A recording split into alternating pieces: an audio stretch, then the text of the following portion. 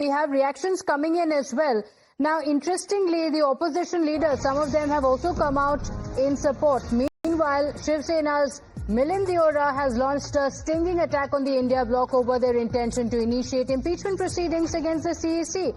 Milind Deora is urging the Congress and the India parties to conduct themselves in a responsible manner, saying impeachment threat is nothing but the reflection of how there's no internal democracy within the India bloc.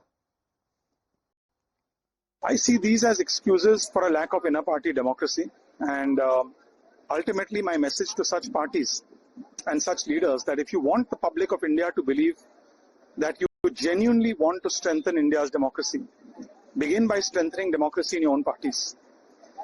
You can't have a situation where when elections are won, you say EVMs, electoral rolls are fine. When elections are lost, you blame EVMs and electoral rolls. In fact, till recently, EVMs were the culprit. Now, EVMs are working fine. Now, the attention has moved towards electoral rolls. How will people take this seriously?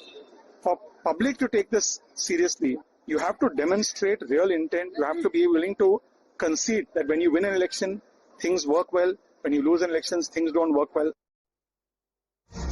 Now we have more breaking updates coming in. The Samajwadi Party's IP Singh has injected a caste angle amid the vote Chori politics storm. The Samajwadi Party leader has posted a picture of Gyanesh Kumar with Home Minister Amit Shah with a caption in Hindi that reads, "Baniya baniya aapas mein sab bhai bhai." This is the tweet that has been put out, and this is a picture of Amit Shah seen with Gyanesh Kumar. So the claim that is being made by the Samajwadi Party is there is a vote angle to it as well. Niyamika, absolute shocker from the Samajwadi Party going on to put in a caste spin in this.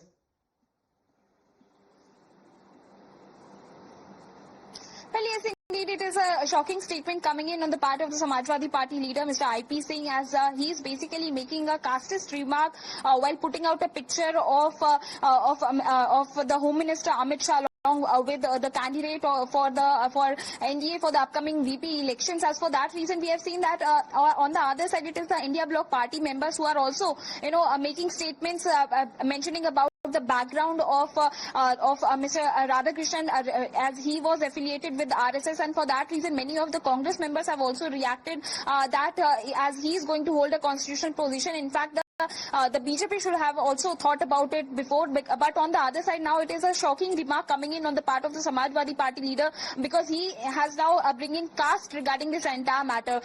Questioning someone for the ideological differences is one part, but taking out a caste angle in this entire issue is quite surprising as well, that why such kind of remark is coming in. However, there is no such statement, official statement, which is coming in on the part of the Samajwadi Party regarding this entire issue, whether the India Bloc parties and the other opposition parties are going to support Mr. Radhakrishnan for the VP elections or not, or whether there will be another candidate which is going to be announced by the opposition parties. However, it seems unlikely that they are going to support the NDA's candidate for this entire matter, because we have already seen that how they are basically started targeting him for having an affiliation with the RSS, as they are saying that it is not right on the part of the NDA to make an announcement of such a person who has a background of RSS, and as this is going to be about a constitutional position, and that is the only reason why they are also saying that it is another battle to safeguard another constitutional position within the country. Okay, all right. So